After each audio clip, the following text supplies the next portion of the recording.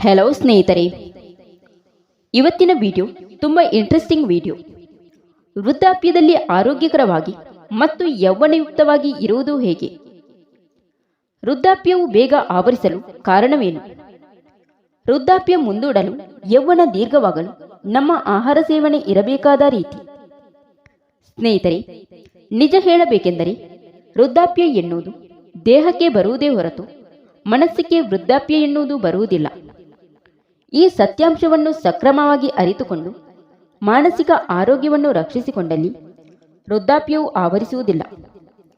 ದೇಹಕ್ಕೆ ವೃದ್ಧಾಪ್ಯವೆನ್ನುವುದು ಆವರಿಸಿದ್ದರೂ ಸಹ ಮನಸ್ಸು ಆರೋಗ್ಯಕರವಾಗಿ ಇದ್ದಲ್ಲಿ ಅಂತಹ ವೃದ್ಧರು ಯುವಕರಂತೆ ಇರುತ್ತಾರೆ. ಜೊತೆಗೆ ಆರೋಗ್ಯವೂ ಸಹ ಸಕ್ರಮವಾಗಿರುತ್ತದೆ. ದೇಹದ ಆರೋಗ್ಯವು ಮನಸ್ಸಿನ ಆರೋಗ್ಯದ ಮೇಲೆ ಆಧಾರಿತವಾಗಿರುತ್ತದೆ. ಮನಸ್ಸು ಅನಾರೋಗ್ಯಕ್ಕೆ ಒಳಗಾಗಿ ತನಗೆ ಮುದಿತನ ಆವರಿಸಿತು ಎಂಬ ಭಾವನೆ ಇರುವ ವ್ಯಕ್ತಿಗಳಲ್ಲಿ ಮುದಿತನವು ಹೆಚ್ಚಾಗಿ ಆವರಿಸುತ್ತದೆ ಮತ್ತು ಮುದಿತನದ ದುಃಖವು ವೃದ್ಧಿಯಾಗುತ್ತದೆ.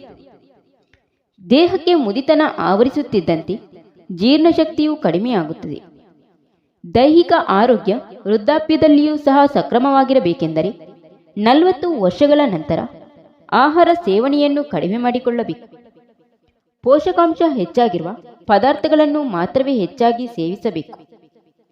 ವೃದ್ಧಾಪ್ಯ ಎನ್ನುವುದು ಪ್ರತಿಯೊಬ್ಬ ಗಂಡಸಿಗೂ 70 ವರ್ಷದ ನಂತರವೇ ಆವರಿಸುತ್ತದೆ. ಹೆಂಗಸರಿಗೆ 60 ವರ್ಷಗಳ ನಂತರವೇ ಆವರಿಸುತ್ತದೆ. 70 ವರ್ಷಗಳವರೆಗೂ ತನ್ನನ್ನು ವೃದ್ಧಾಪ್ಯ ಎನ್ನುವುದು ಆವರಿಸುವುದಿಲ್ಲ. 70 ವರ್ಷಗಳ ನಂತರವೇ ವೃದ್ಧಾಪ್ಯ ಎನ್ನುವುದು ತನ್ನನ್ನು ಆವರಿಸುವುದು ಎಂಬ ದೃಢ ಭಾವನೆಯನ್ನು ಗಂಡಸರು ಹೊಂದಿರಬೇಕು. 60 ವರ್ಷಗಳ ನಂತರವೇ ವೃದ್ಧಾಪ್ಯ ಎನ್ನುವುದು ನಮ್ಮನ್ನು ಆವರಿಸುವುದು ಎಂಬ ದೃಢ ಭಾವನೆಯನ್ನು ಹೆಂಗಸರು ಹೊಂದಿರಬೇಕು. ಆಗ ಮಾತ್ರವೇ ವೃದ್ಧಾಪ್ಯವು ನಿಧಾನವಾಗಿ ಆವರಿಸುವುದು. ಇಲ್ಲದೇ ಹೋದಲ್ಲಿ ವೃದ್ಧಾಪ್ಯವು ಯೌವನದಲ್ಲೇ ಅಥವಾ ಪ್ರೌಢಾವಸ್ಥೆಯಲ್ಲೇ ಆವರಿಸಿಬಿಡುತ್ತದೆ. ವೃದ್ಧಾಪ್ಯ ಎನ್ನುವುದು ತಮ್ಮ ದೇಹಕ್ಕೆ ಆವರಿಸುತ್ತದೆಯೇ ಹೊರತು ತಮ್ಮ ಮನಸ್ಸಿಗೆ ಆವರಿಸುವುದಿಲ್ಲ ಎಂಬ ಸತ್ಯಾಂಶವನ್ನು ಮನದಲ್ಲಿ ದೃಢಪಡಿಸಿಕೊಂಡಿರಬೇಕು. ವೃದ್ಧಾಪ್ಯವು ಬೇಗ ಆವರಿಸಲು ಕಾರಣವೇನು?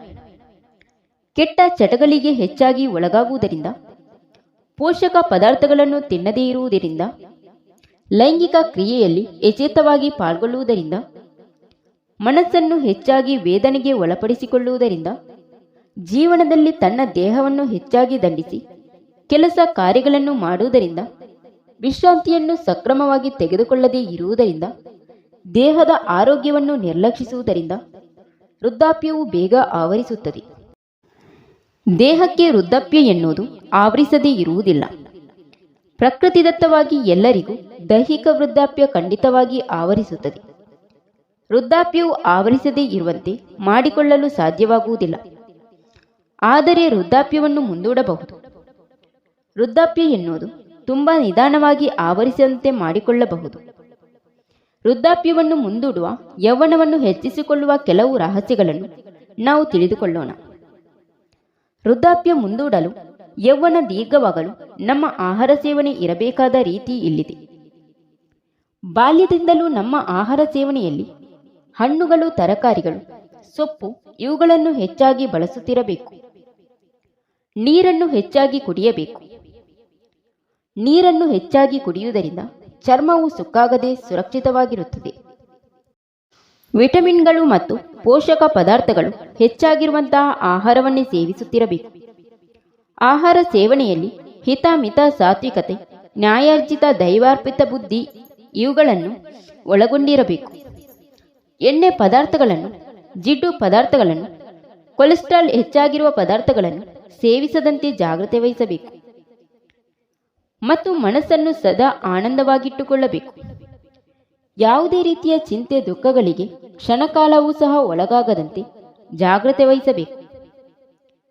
ದೈಹಿಕ ಆರೋಗ್ಯವು ಕೆಟ್ಟ ಕೂಡಲೇ ಹೆಚ್ಚು ಜಾಗ್ರತೆ ವಹಿಸಬೇಕು. ಆಹಾರ ಸೇವನೆಯಲ್ಲಿ ನೀತಿ ನಿಯಮಗಳನ್ನು ಸಕ್ರಮವಾಗಿ ಪಾಲಿಸಬೇಕು. ಯಾವುದೇ ರೀತಿಯ ಕೆಟ್ಟ ಚಟಗಳಿಗೆ ಒಳಗಾಗದಿರಬೇಕು. ಮನಸ್ಸನ್ನು ಮತ್ತು ಇಂದ್ರಿಯಗಳನ್ನು ನಿಗ್ರಹಿಸಬೇಕು. ದೇಹವು ಭಾರವಾಗದಂತೆ ಎಚ್ಚರವಹಿಸಬೇಕು. ವ್ಯಾಯಾಮ, ನಡಿಗೆ ಮುಂತಾದವುಗಳನ್ನು ಕ್ರಮ ತಪ್ಪದೆ ಮಾಡುತ್ತಿರಬೇಕು. ಜೀವನ ಶೈಲಿಯಲ್ಲಿ ಶಿಸ್ತನ್ನು ಅಳವಡಿಸಿಕೊಳ್ಳಬೇಕು. ಎಲ್ಲಕ್ಕಿಂತಲೂ ಮುಖ್ಯವಾಗಿ ಮಾನಸಿಕ ಆರೋಗ್ಯವನ್ನು ಚೆನ್ನಾಗಿ ಕಾಪಾಡಿಕೊಳ್ಳಬೇಕು. ಮಾನಸಿಕ ಆರೋಗ್ಯವು ಎಷ್ಟು ಉತ್ತಮವಾಗಿ ಇರುತ್ತದೆಯೋ ನಮ್ಮ ಯೌವನ ಅಷ್ಟು ದೀರ್ಘವಾಗುತ್ತದೆ. ಆಗ ಮುದಿತನವು ಬೇಗ ಆವರಿಸುವುದಿಲ್ಲ. Thank you for watching. ಸ್ನೇಹಿತರೆ, ಇಂತಹ ಯೂಸ್ಫುಲ್ ಇನ್ಫಾರ್ಮೇಷನ್ಗಾಗಿ ನಮ್ಮ ದಿವ್ಯಾಸ್ ಬುಕ್ಸ್ ಆಫ್ ಯೂಟ್ಯೂಬ್ ಚಾನಲ್ನ ಸಬ್ಸ್ಕ್ರೈಬ್ ಮಾಡಿಕೊಂಡು ವಿಡಿಯೋಗೆ ಒಂದು ಲೈಕ್ ನೀಡುವುದನ್ನು ಮರೆಯಬೇಡಿ.